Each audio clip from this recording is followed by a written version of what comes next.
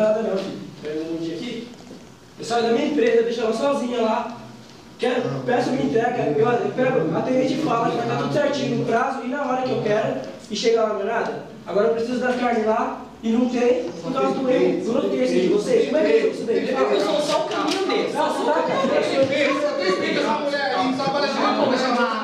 Cala a boca, eu fiquei mexendo. Não trabalha de não. Amanda, vamos ver aqui na frente do vídeo. Só um minutinho, já foi.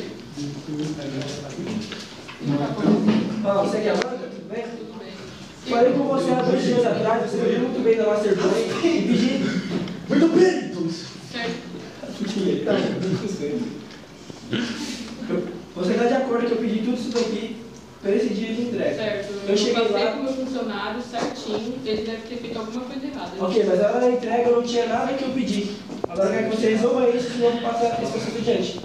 A gente pede desculpa, ele deve ter lançado errado. Não, desculpa nada não. Como é que você resolve o problema de eu lá estar sem carne, precisando abastecer o estoque? Como é que você fala isso? Não, eu te peço desculpa, meu funcionário deve ter errado. Eu não sei o que aconteceu, a gente vai verificar, mas a gente vai te dar um desconto e a gente promete que não vai acontecer mais disso. Tá. Tudo bem? Pode ser? Tá bom. Tá bom?